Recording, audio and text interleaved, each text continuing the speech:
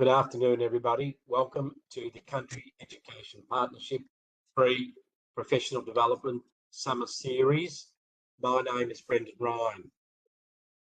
In the spirit of reconciliation, the Country Education Partnership acknowledges the traditional custodians of country throughout Victoria and Australia and their connections to land, sea and community. We pay our respect to their elders past and present and extend that respect to all Aboriginal and Torres Strait Islander peoples today. Welcome everybody. Today's session has a focus on reading, love of reading, and it is the third session in the summer series. It's my pleasure now to introduce the Chief Executive Officer of the Country Education Partnership, Mark McLeod, who is clearly a Crows supporter. Over to you, Mark. Thank you, Brendan. Yes, this is our last series for the year.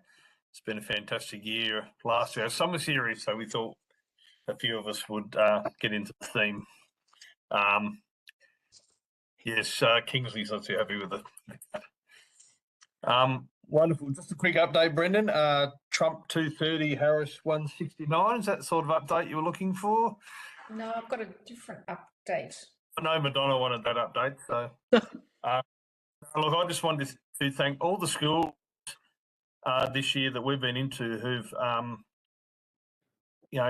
raised challenges and issues and things with us that we can bring forward. The most important role of CEP is the advocacy one, but it only works if we actually have issues, challenges, ideas, innovations raised that we can then take to the powers that be. So we use this opportunity to reach out to all schools. If you'd like a visit or you just want to give us a call, it can be absolutely anything. There's quite a few items around bushfire preparedness and emergency management in the upcoming summer that have been raised lately, and we're certainly able to follow them through and trying to get some resolution. So our role is when schools maybe feel like they're getting blocked or not getting the information they need, we can try and circumvent that and get an answer. So it's a really important role of CEP. And just for Kingsley, for a little while, I'll just take that off. There you go. That's about all. Over to you, Brendan. Thanks very much, Mark. Now, normal housekeeping will apply today. The session will take exactly 1 hour and conclude at 5 p.m. Victorian time. The session will be recorded, and all sessions throughout the year have been recorded and they're available online to review at your own leisure. If you have a question, please include your questions in the chat box and we'll endeavour to answer those today. And if for some reason we can't follow up today, we will follow up the questions in the coming week. And before you conclude the session, please make sure that you complete the survey for today's session. So that gives us excellent feedback on how we can approach sessions, particularly for next school year. So it's my pleasure now to hand over to manager from the CEP, Morris Billy, who will introduce our guests today and facilitate the discussion. Over to you, Morris. Thank you, Brendan, and welcome everybody to this afternoon's session on what is an unusually warm day in Victoria.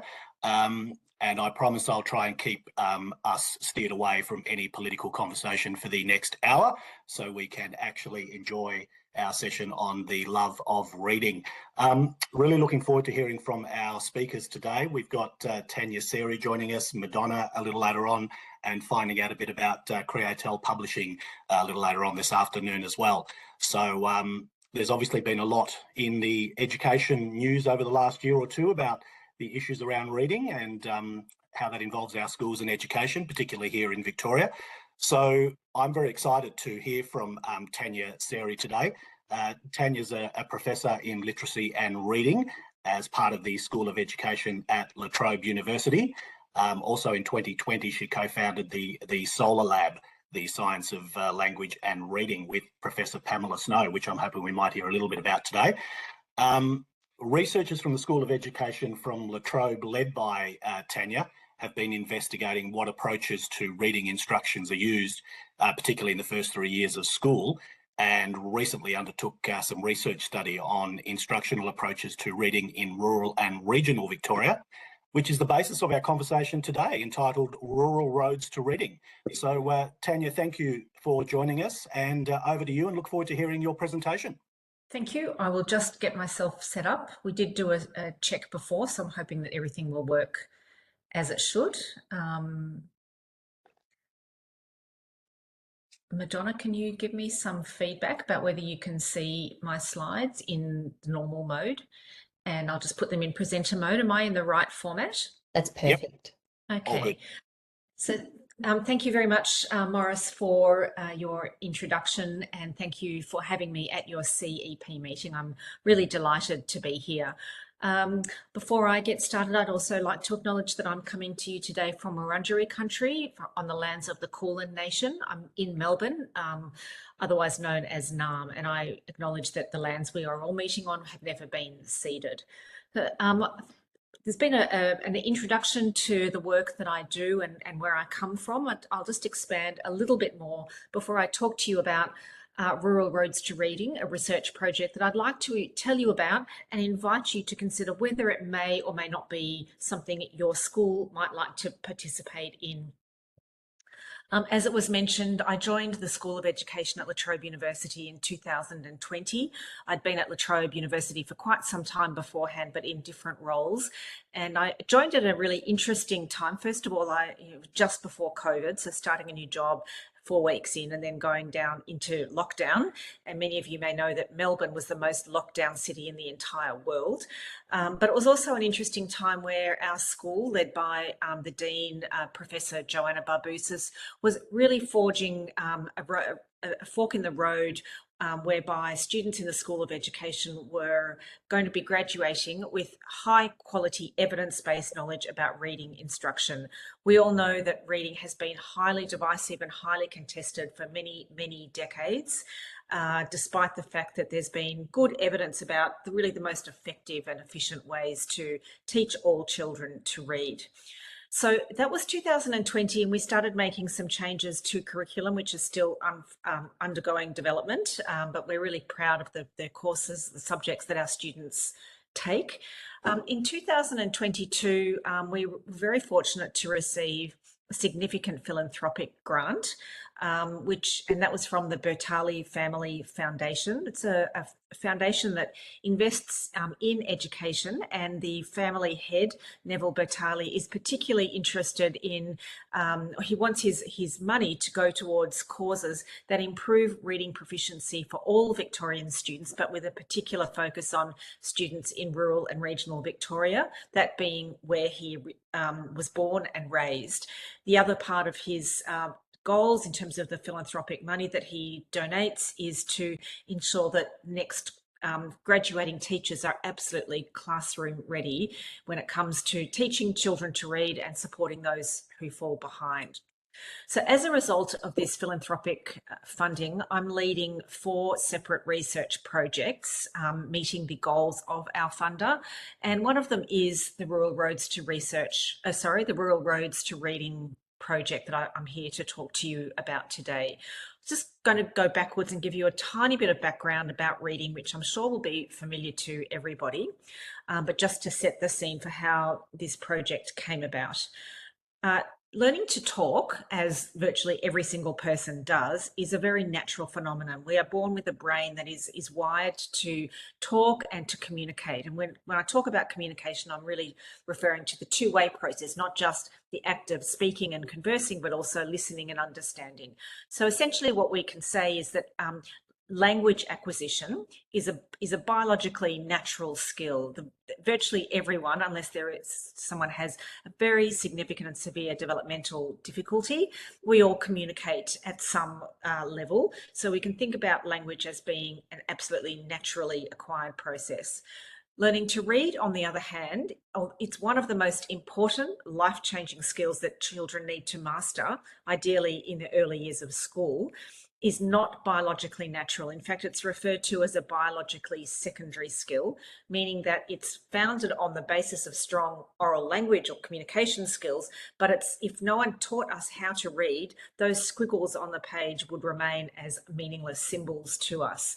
So learning to read, I'll put it in quotation marks, is something that we need to be taught. We don't just acquire reading in the same way that we acquire language. And essentially, it's argued that schools are the place for children to learn to read. Families can do really important preparation work, such as talking in rich language to their children, reading books, immersing children in print, showing them how books work, page turning, orientation of print. But essentially, it's the task of schools to teach children to read. And we all know that students who struggle to achieve foundational literacy proficiency in the early years are far more likely to continue to struggle for the rest of their academic career. And in fact, the longer term consequences post-school are often very significant and not positive as well. Just a little bit more about our funders. The Bertali Family Foundation Philanthropic Gift was given to us. It's a 5-year gift. We get a drop of money each year.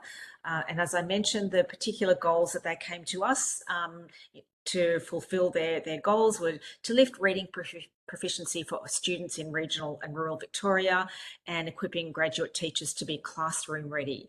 And as I said, Rural Roads to Reading is one of 4 projects arising from this philanthropic gift.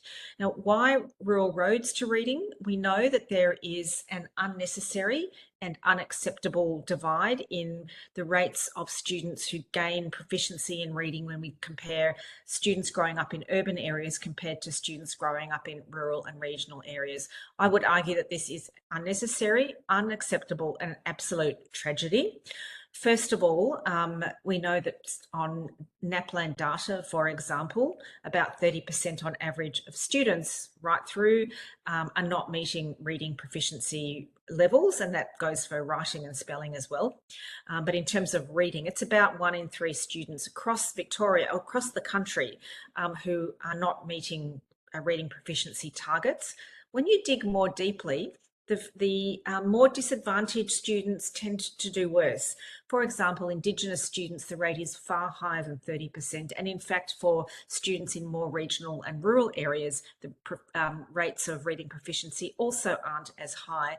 And there's absolutely no reason for that to be the case in terms of students growing up in regional areas don't have lesser brains. Like there's just it's an unacceptable divide that has persisted for way too long. And what we really want to do is to try and lift the tail of the curve and create a much more equitable education system so that that unnecessary divide is not there. We know that it shouldn't be there. We know that with exemplary teaching practices, that this divide shouldn't be there, but it's something that's persisted for quite some time. I'd welcome any thoughts and comments that you have about this as well.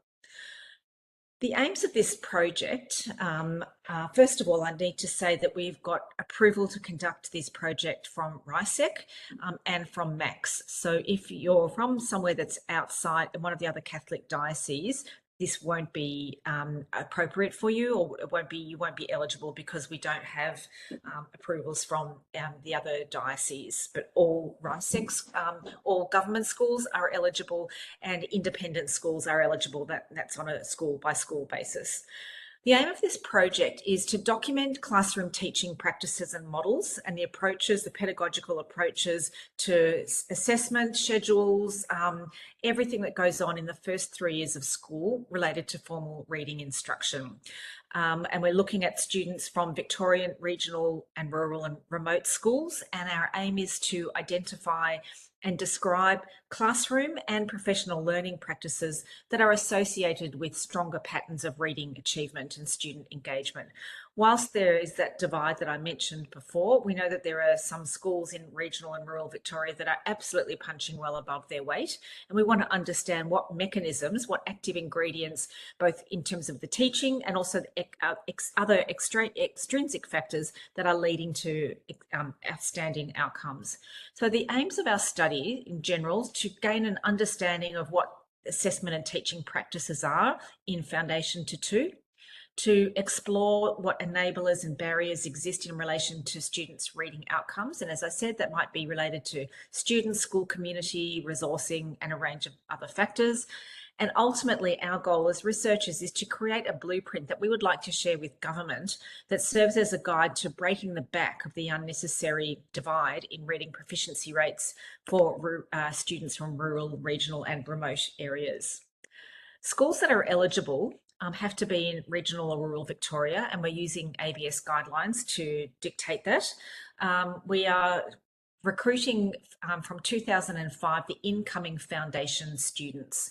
This is an opt-in study, so a school that may sign up to the project, it doesn't mean that every foundation student is in the project. We still will seek parent and guardian consent for their child to be part of the study. Any sector, you're eligible, any size. We have some schools that have signed up, they're going to have 2 or 3 or 4 incoming foundation students, and schools that have 3 or 4 classrooms of students. So size is not an issue as in terms of student size and staff size, and any classroom makeups, whether you've got lots of multi-classes, some schools will have F to 3s, any classroom makeup is eligible. It's really just that you've got some incoming foundation students next year and you are located in regional or rural Victoria. So what's involved? It's going to be, we're going to be tracking the incoming students next year for 3 years. So this is a longitudinal study. And what we're going to ask participating schools to do is to assess your foundation students in term 3 of 2025, and then again in 2026 and 27 when they are in years 1 and 2. And I can talk more about the tests. I haven't documented them in detail in this presentation, but essentially they're screening measures of oral language and word reading skills. So that's what we are asking of the foundation students and the teachers or school leaders to assess the students. We estimate that it will take about 20 minutes per student per year, and we will provide CRT cover for the time that is taken, literally a day of CRT cover when somebody does the testing in term 3. What we're asking of teachers and school leaders across the 3 years, an annual survey to complete the student assessment data. We are inviting the teachers of the students we're following to submit a video sample of their practice, and we are inviting teachers and leaders to be interviewed. Those last 2 are optional. We of course want as much data as we can get, but as with any research, it's voluntary. We are also going to invite parents of our students to participate as well, and they'll be invited to complete a brief annual survey. Sorry about that double up of the word, and it's about a 14-question survey that just asks some things about their child's attitudes to reading. So what their perceptions are, like my child likes reading, my child gets a stomach ache when they learn they have to read, and so forth. So we're trying to get from multiple perspectives. These are the assessments that we will be asking you to be administering with your students, and keep in mind that it's the incoming foundation students next year who will be followed for the 3 years. This is the schedule. Each 3 years we'll be asking you to run the Ox-Ed language screen and Ox-Ed reading screen. Those 2 come out of Oxford University. They're fairly new, starting to be picked up by some schools in Australia, but they are really simple to administer, app-based, just need an iPad, and they take between 5 and 10 minutes. The older students get more time it typically takes because they get through more items. We'll be asking you to test your students on the phonics screening check in year 1, and to complete the maze that's part of the Dibbles suite, which is reading comprehension, in year 2. The first 3, Ox-Ed language and reading screen and phonics screening check, are done individually. The maze is done as a whole class as well. So our research team will analyse your results and return them to you very quickly. We think 2 weeks is probably an overestimate of how long it will take. So whilst we're collecting data on your students, the consenting students, we will also provide all of that data back to you so that you can use it for whatever purposes you feel is appropriate for your school. Now, thinking about the proposed benefits, because research always takes effort and has to be really worth your while to be involved. To the best of our knowledge, this would be a first study of its kind in Australia, and we feel that the benefits are many. In terms of the education, the discipline of education, we are really confident that we will identify approaches that maximise early reading progress for students in regional and rural Victoria, and hopefully can generalise more broadly. For schools who participate, the benefits are that you'll get student assessment results in real time and high quality comprehensive screening data to identify to you any students who may need to be more fully tested for diagnosis. And as a research team, the benefits that we are really doing this project for is so that we can be better informed to advocate for and develop resources to address reading proficiency rates among all students, but with our focus in this project for students in rural and regional Victoria. There's going to be a PDF of these slides shared with you. This QR code or the Reading at La Trobe email is a place for you to find out any more information, and my email address is there as well. And if you'd like to find out more about the SOLAR Lab, which is the Science of Language and Reading Lab, which I co-founded with my colleague Pam Snow in 2020, we do a number of things, including research, but also run some short courses and do some advocacy work and have lots of graduate research students as well. So contact details are there, and the co-directors of the SOLAR Lab are here. So thank you very much for your time. I'll go off screen if I can work out how to, and I'm happy to answer any questions. Tanya, thank you. You probably answered one of my questions just in the presentation there, but obviously one of the challenges with schools is, managing the time frame, and they often get a lot of requests to do extra things and to gather stuff. But you have really made it quite clear there that the commitment from schools in terms of time and gathering this evidence data is really short and sharp. So that's obviously a conscious decision, so it doesn't make it onerous for schools to do this on top of everything else that they do, I guess. Sorry, thank you for that feedback. Any research, there is effort has to be put in, and it's got to be a cost benefit analysis, I guess. Is it worth the time, the interest? Is the school ready for that? Are the right people there? Sorry about my dog barking. I'll just shut the door.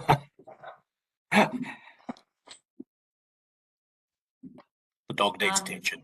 Yeah. But because we are mindful that we are asking teachers to do the assessment, and it can be maybe the classroom teacher or a nominated person, we really wanted to acknowledge the time by providing CRT cover and doing the analysis as well. And just a quick point on with the work with the families as well. We obviously have, perhaps new migrant families and families that English is as a second language and stuff. Is that taken into account when you're trying to get quality information from families and kids? Yes, it is. We can provide in different languages. We can provide bespoke support if needed as well, to do it verbally or in what. So we are very aware that we can make amendments and adjustments. Also, parents, when they are opting their child in or out of the study, as I said, it's the department requires that it's opt-in. So there's quite our information and consent form is quite lengthy as well. So even before parents might get to do the survey, it's important that they understand what they're signing their child up for too. So again, we can provide it in different formats, languages, on the phone, spoken. We will certainly take that into account, as well as maybe some families who have limited access to devices. So we will take advice from each school. We suggest, we've got quite a few schools already that have signed up, but we would suggest that we have a nominated liaison person with each school who can tell us, we need X, or can you speak to this parent, and so forth. And is there capacity to follow students and families who may switch schools during the process? Like, I know one of the issues in rural areas is often that families do move quite a bit, and that has an impact on education. Does that come into play here? Are you able to track that if they change schools? We may lose some of those students because if they go to a school that hasn't signed up, the first point is that the principal needs to say, my school is in, and then it moves down the line. So if a student moves to a school, we can invite the principal to consider it, but no obligation. So there is that's always going to be one of the things we need to take into account, that we may, that, you know, research comes with a likelihood of some attrition of students as well. Thank you. That's fantastic. Just before we move on, has anyone got any other questions for Tanya at this point? We've probably got a minute or so just to throw one in if someone's got something. Mark, you looked eager to say so. Oh no, Brendan has. Brendan, please share. You need to unmute yourself.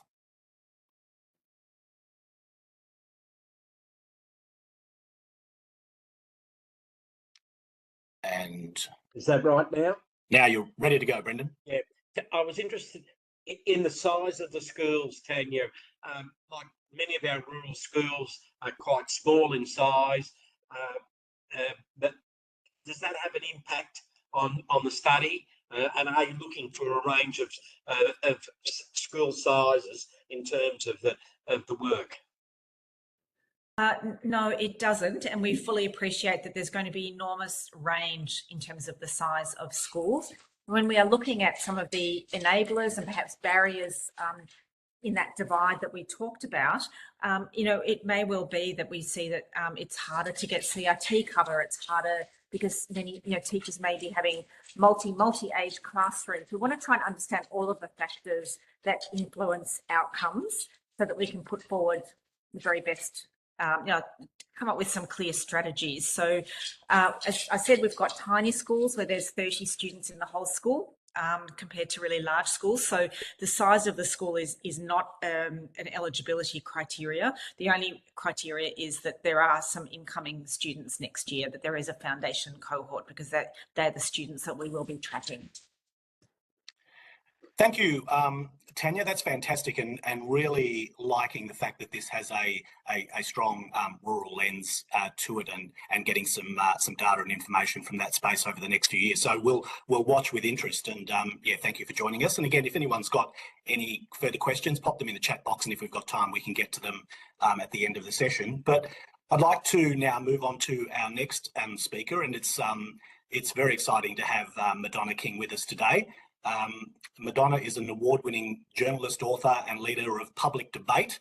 She has written in depth, and I do mean in depth. There's lots and lots of publications around politics, education, health, crime and business, and a whole range of stuff in many forums across Australia that she's led and that she's run, that she's spoken in as well. So I've been aware of some of her books, and I've noticed people that I know have spoken about the Being 14 book, which, if you haven't seen it, is fantastic, and another one of Madonna's publications. But today, obviously, we're focused on a love of reading, and Madonna has recently published Out of the Box, and it's a one-stop guide to navigating neurodivergence, something that we've been talking a lot about lately, and helping children to thrive in that space. So, Madonna, without further ado, over to you.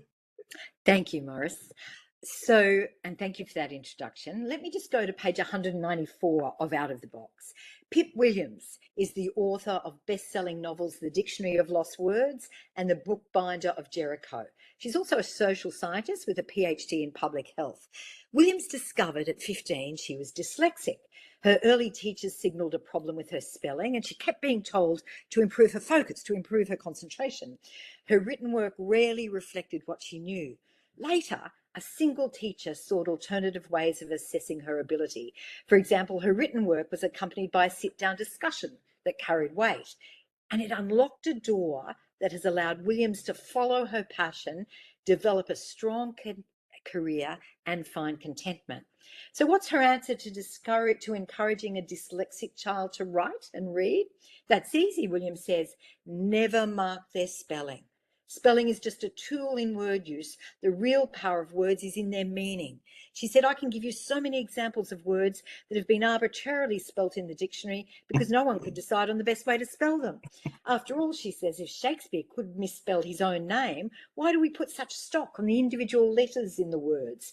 If a child hands you an assignment or a birthday card, focus on the ideas and the creativity in that piece of work, and don't for a second spend any time on correcting, she says. Engage with the ideas and the creativity. Later on, you might remember where they were having trouble with their spelling, and that might become part of a lesson down the track. But don't associate the mistakes with the thing that they've done, which is creative. That's just negative reinforcement, and you're essentially punishing them for doing something creative and thoughtful.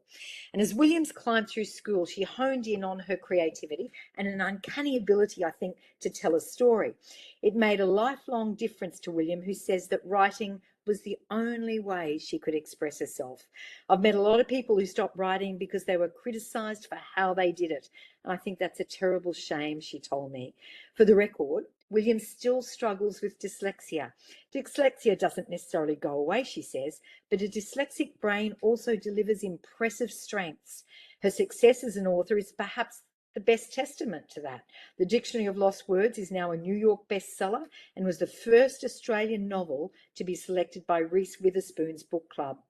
Dyslexic brains are very good at making connections where ordinarily a connection can't be seen, which means you can be very creative and a really good problem solver. British intelligence agencies hire dyslexics because they are very good at code breaking. One story in this book, which involves 1,200 neurodivergent families and 600 teachers, and then every single expert I could find in the world. What is a neurodivergent child? I guess a child with ADHD, or who is autistic, has dyslexia, dyspraxia, or a host of other conditions. It is a difference, not a deficit. And for every teacher listening, I want to say a couple of things. One, thank you for what you do, because we've all got that teacher, and I'm from a little country town. No one had ever been to university, and it was a teacher who sat me down and convinced me I could look beyond those paddocks to go to university, who went and found a scholarship, and then who knocked on the door of my parents' house and said she could really go to university, and we've found a scholarship for her to do that. Every one of us has a teacher like that. But what I discovered with this is that so many children are round pegs being squashed into a square hole, partly because teachers need more resources, time and support, partly because there hasn't been PD to explain what neurodivergence is and how a neurodivergent child best learns. Some teachers, and there were 600 of them that we consulted, talked about a PD which involved a 15-minute chat 16 years ago. I know of teachers who have spent their own money doing master's degrees to try and understand neurodivergence. And I know those who are listening will see up to 40% of their class neurodivergent. So what do we do about it? Some teachers were embarking on things that I think are cruel and can hurt a child. For example, reward charts, where a child in primary school might soil their pants because they know that unless they get something right, they're stopping the whole class from leaving at the required time. There was a principal who showed a picture of a meth addict to a neurodivergent and autistic 12-year-old and said, unless you pick up your act, this is your future. But for every one of those, there were some beautiful stories. Stories of a teacher who bought a tackle box at a $2 shop, gave it to a young autistic boy who never, ever had an untidy desk again. It was his pride and joy. In Brisbane, there was a teacher who took a little autistic boy down to a train station and got them to record his voice saying a train is approaching. But she did that over a month, where she taught velocity, and they read books about trains, and they looked at multiplication of passengers and various things. Things that help neurodivergent children, up to 40% of your classes, whether they're tiny classes or bigger classes, don't have to cost anything. Some of the best things, for example, are preventing loud noises or constant noise or bright lights, turning the lights down a little bit. Movement breaks every hour, just getting up and shaking it out can make an enormous difference to a child with ADHD or autism. Allowing a student time out when they are dysregulated. Connecting with them in some way. So not putting them on the spot and say, all right, your turn to read, get up the front. Telling their parents if there is a fire drill the next day. Maybe even talking to children about what sound of a fire drill might really help. Encourage inclusivity. I just think there should be a whole lot more kindness in the world. But I think the ability of encouraging children to understand that difference should be really valued, not actually eschewed, is really important. When it comes to neurodivergence, it's hard for teachers because lots of parents don't want their child to wear a label. And if they don't wear a label of autistic or with ADHD, they may end up wearing a label in your class of being naughty or a bit weird. Too often, a child will start in primary school and go to high school without ever being asked to a single birthday party. So I understand it's really hard for teachers, and I understand it's hard for parents who post-COVID, lots of parents actually think they know the curriculum better than maybe you do. And I think their level of advocacy needs a higher degree of respect. And so what we've done in this book is try to even give parents examples of how they might advocate to their teacher or their school, how to pick a school, how to communicate with their teacher. Then we've listed examples of what teachers have done which really isn't best practice. And we've got dozens of examples of how classrooms can be changed in a tiny way that might make all the difference. This is something where there is a real difference between boys and girls in your class. Boys are often picked up early. Maybe they're a little bit hyperactive, for example. Or with girls, we know girls just want to fit in at any cost. We know children in country schools are more resilient than those in city schools, although the evidence would suggest that changes if they come to boarding school. But girls often go under the radar, and one of the most common times for a girl to be diagnosed as autistic or with ADHD is that year after school, because your beautiful structures and classes and care provides a structure where they can hide behind it. Those girls learn to laugh when their friends laugh, learn to wear the clothes that their friends wear, and it is only when they leave the structures of home and school that their whole world implodes. And we talk about equality, and I can see this is one area where we, teachers, parents, politicians, public policy makers, have to really work together to make sure that we can actually find those children who are neurodivergent. We make it easier to talk about, so parents will put up their hand, and so that you as teachers can make sure that they get the best out of your classes. So that's probably what I wanted to say, and I'm more than happy to answer any questions that you might have. Thank you, Madonna. That is fascinatingly interesting, and a number of things were popping into my head as you were talking there. And just in terms of your resources, obviously, I've had a good look at your website, and if anybody's interested in your material, it's all available through your website. All your books are listed there, and your resources and stuff is available. I would say if you go to Out of the Box, or you go to my co-author, Rebecca Sparrow, we have a whole chapter of resources for teachers, resources for reading for 10 and under, 12 and under, 14 and under, how to teach children who are autistic or ADHD with this. And we've put an enormous effort, less my website and probably more related to the book. And we will soon do a free webinar that actually helps teachers and students along that journey. We look forward to supporting that as well. Just a quick question. This actually was timely because I had a conversation with a parent this morning who's only just got a recent diagnosis for her daughter in this space. And when she found out, she was completely overwhelmed and she didn't know where to start. What would you, I guess, advise someone who's just got this on their plate, and because it's a very big field? What would be your first starting point? What are the first couple of things you need to do in that space? This sounds like being PR, and that's not my thing, that's more Beck. But this is the first Australian resource out of the box that actually does that. So once you've got a diagnosis, as a family, you've got to sit around and decide, because siblings often feel left out.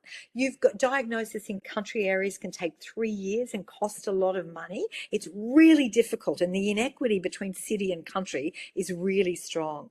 But I think as a mother, I would say, and I understand this from a personal level, trust me, you've got to work out what is best for my child, both at home and at school. The big thing at school will not be intelligence, it will be friendship and social learning. Then in high school, it will be overwhelmingly things like dating, driving, finding a job, and there can be little things that are taught that can make all the difference so that our children who have a neurodivergence can actually fly. But ignoring it as a parent or as a teacher is just meaning these kids can't reach their full potential. And I said when I was talking to you about every teacher has this power to fundamentally change the trajectory of a child, like I did. And I think our neurodivergent kids are just calling out for that. Madonna, thank you. And it leads us to that, just that quick information here that there's a discount code available to attendees who are with us today, who can purchase copies of Out of the Box, which you've been discussing, and I'm desperate now to get a copy and to read it and to share it with the family that I was speaking to this morning. And that's available from the UQP website at a discount, 30% off copies for Out of the Box, and the code is CEP30, and that's active until midnight on the 20th of November. So if people are interested and wanting to purchase, you can go to that site, the UQP website, and there's 30% off copies, and just enter the code CEP30, and that's active until midnight on the 20th of November. I think I've got that right.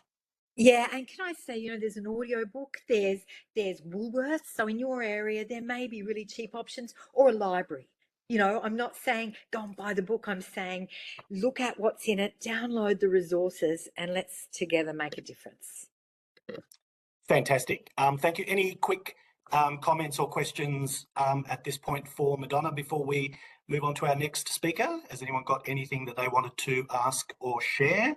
No? I think everyone's desperately looking at the opportunity to get a copy of the book now. Madonna, if anyone's got any questions, we'll come back to Madonna before the end of the presentation today. But now we'd like to find out a bit more about from one of our sponsors, and really excited to hear about Createl Publishing. And Daniela Schiavo, I think that's the way I'm going to pronounce it. I may be wrong, I may be right, but that's a bit of my Italian coming out there. She's a marketing and communications person. She's a coordinator with Createl Publishing, and I had a quick look at their website earlier today, and all the amazing resources that are available there, and for teachers, for student diaries, and all sorts of accessories and stationery as well. So Daniela, over to you, and thanks for being with us today. Thank you so much, and great pronunciation, by the way. It was perfect. Thank you. So, hi everyone. Firstly, thank you for the opportunity to speak with you all today. So, if you haven't heard of us at Createl Publishing, we are a Melbourne-based publisher of student and teacher diaries and educational resources. I'm very excited and grateful to be a part of this webinar, and to be able to also offer you a special discount, which I will circle back to at the end of this presentation. But I would like to start with a surprising statistic, something that was touched on previously, but I find it quite surprising, and you've probably heard it, but I did want to bring it up because it's very relevant, I think. So 65% of students in rural and remote areas of Australia achieve proficiency in reading and maths by the age of 15. And that's in comparison to over 80% of students in cities. So this gap is really significant, and from our perspective, and I'm sure yours too, is quite an unfair one. So we are a small team who operate in Hewell Park, and we have the privilege of managing hundreds of school accounts across Australia. And because of this, we work really closely with a range of schools and educators, and we hear and see firsthand just how much energy, passion, sacrifice that goes into delivering the best educational experiences to your students.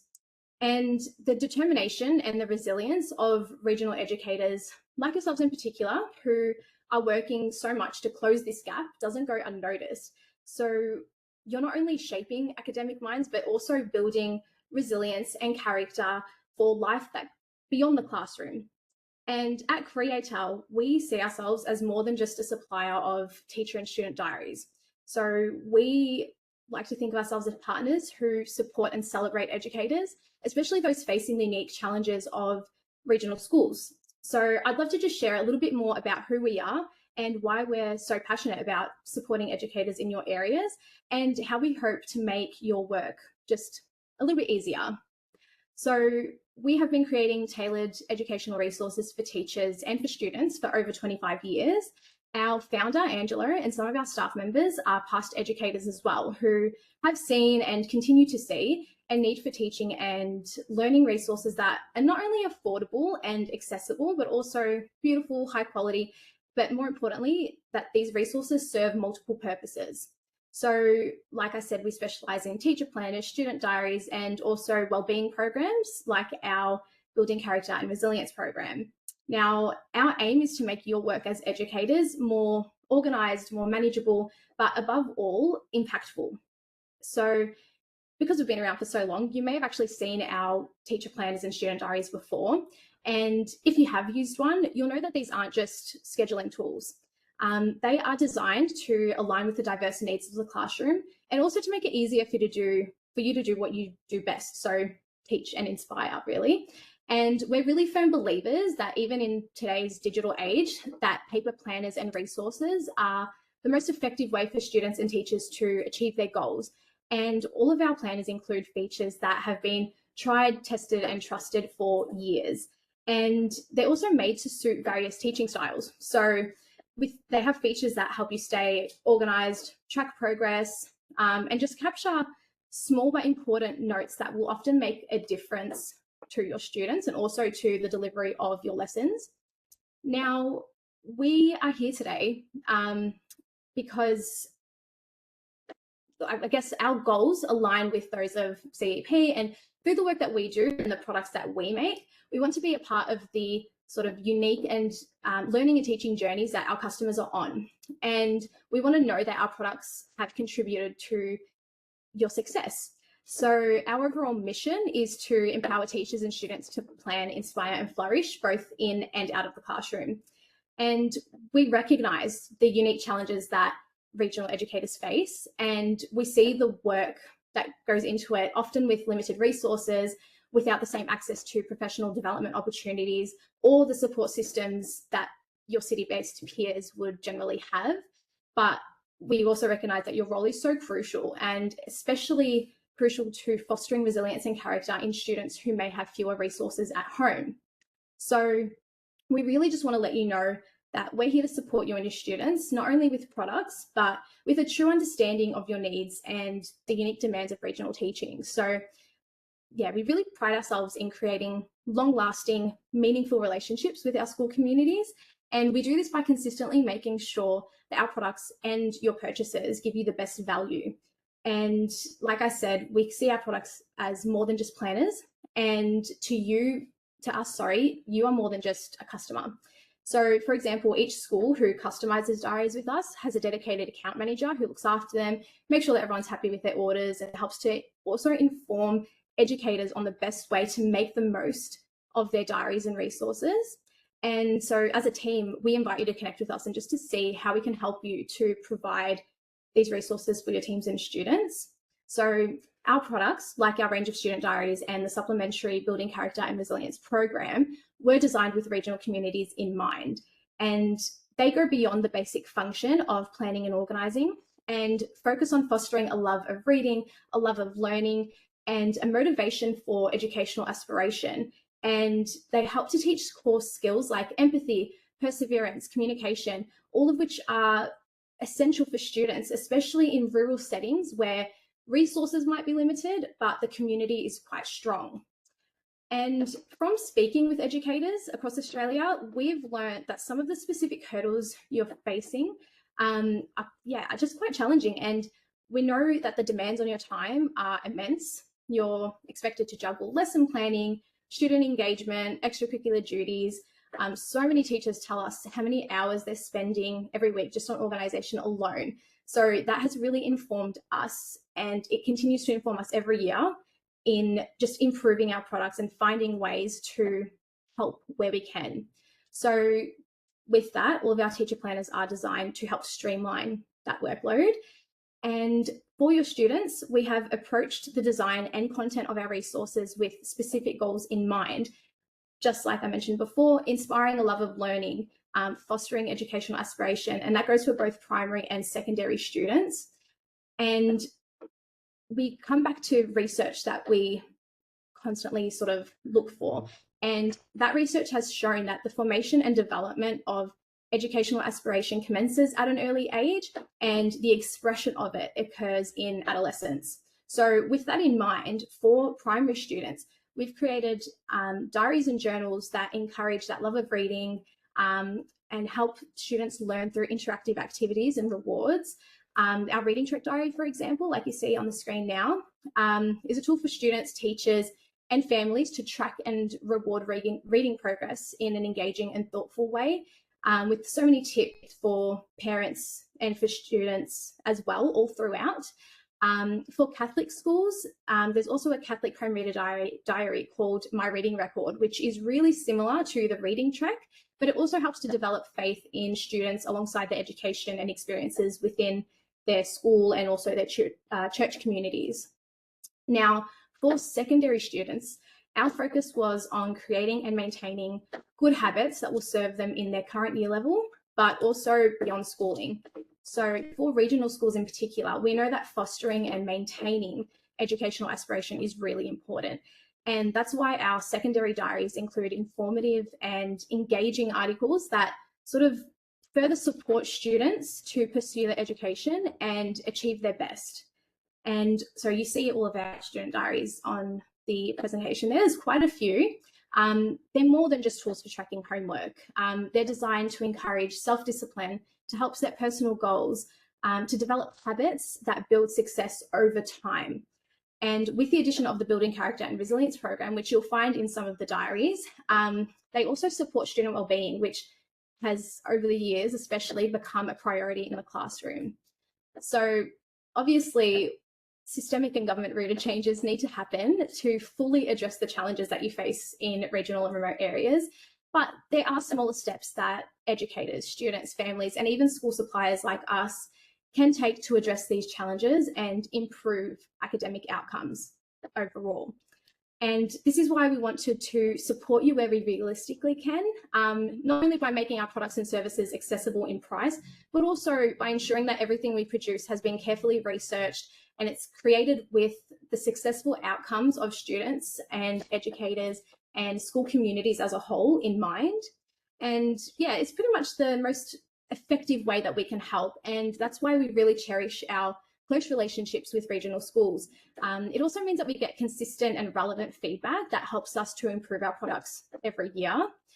Now, this relationship, it goes both ways. So there's so much research, and particularly something that we pulled from Dr. Sue Kilpatrick, who's from the University of Tasmania's Centre for Research and Learning in regional Australia. She said that rural school partnerships are proven to deliver a variety of positive outcomes for both students and their wider communities. So some of these outcomes include improved school retention, increased retention of youth in rural communities, positive environmental outcomes, and also cultural recreational benefits from sharing resources. And Daniela, sorry to interrupt. We're just going to have to nearly wrap it up. So if you've got some quick final thoughts, that would be great, because we're just pressed for time at the moment. Yeah, sure. Thank you. We'll go to, I'll circle back to our discount. So we've got the teacher planners. If you want to skip ahead. Yeah, so for anyone who's interested in exploring partnering with us, working with us on either customized or standard products for your staff, students, and even for yourselves individually, we do have the 10% discount code on our website that will be live until the end of the year. So that's CEP10, which you can use online.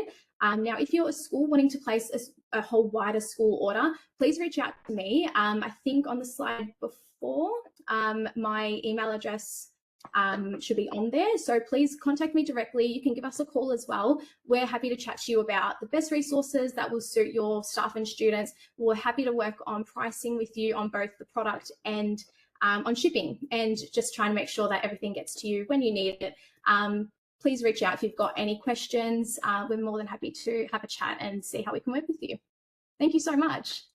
Thank you, Daniela. That's fantastic. I've had a look at your website and I'm really impressed with the design. I think the designs are so cool and they're really great for students and young people. So we look forward to continuing that relationship. We've just got a few minutes left and we need to catch up with Mark for a moment. Mark, you've got something to share before we wrap up today, and we finish up by thanking all our wonderful speakers today. Mark, over to you.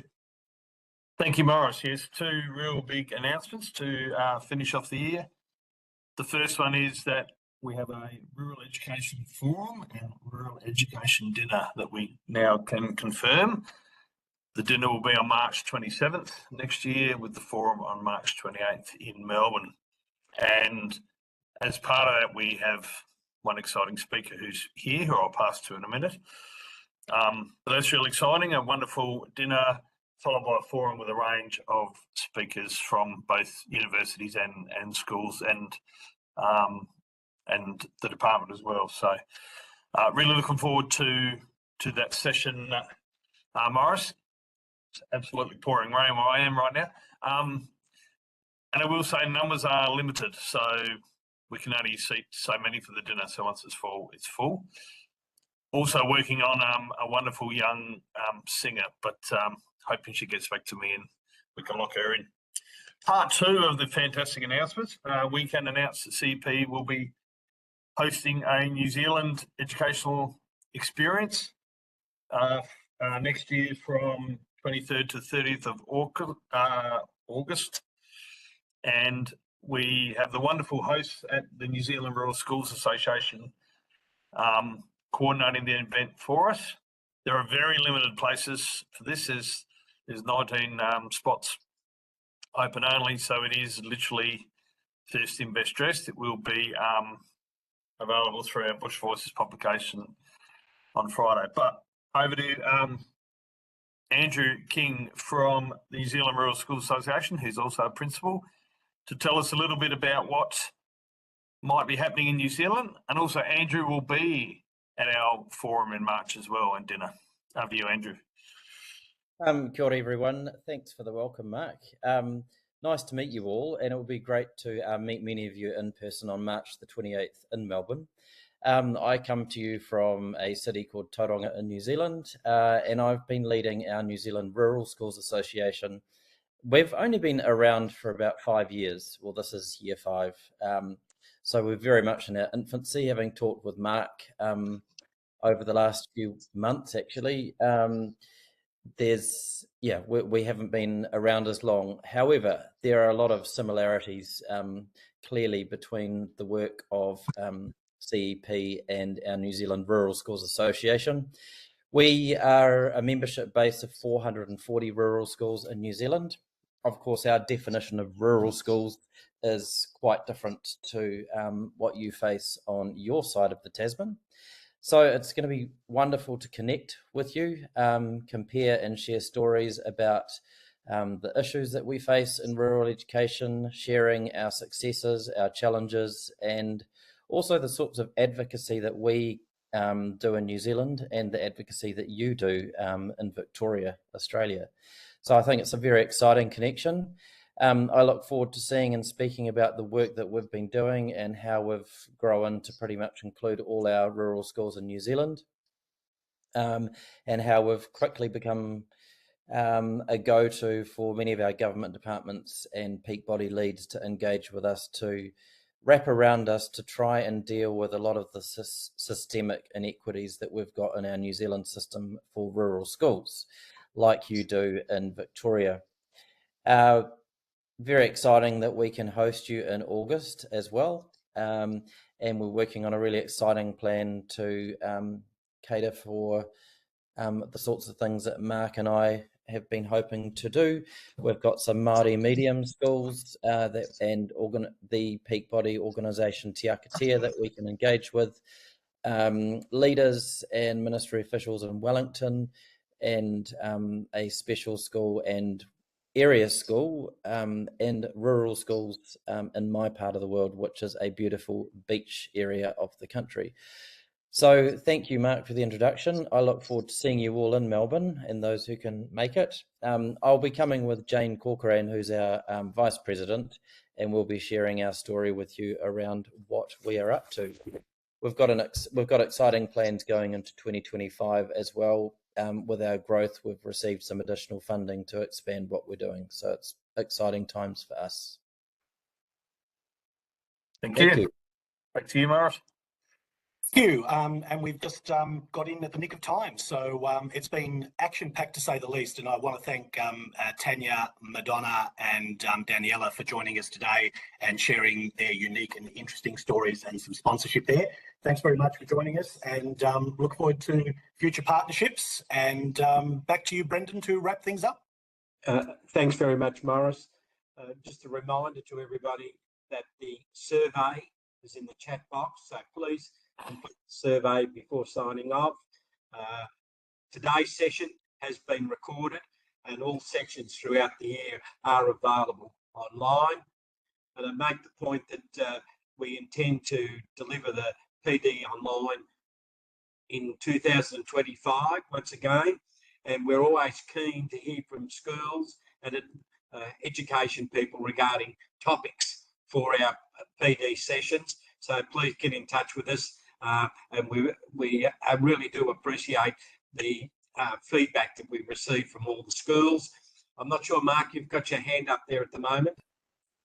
Yeah, just a final note. So both our dinner and study tour, the links are in the chat. So those who have logged into today's PD Online get a 2-day head start on everyone else before they come official. So it's been a whole session full of discounts and opportunities. So just sticking with that mode, you can see they're both in there. Feel free to click on and sign up. Thanks, Mark. And finally, just thanks to everybody that has contributed anyway towards the PD Online series throughout the school year. We've had a very successful year, and I have no doubt that we will continue to be successful moving into the future with the support of the education rural community. So thank you to everybody. Signing off for now. We'll see you again next year. Bye.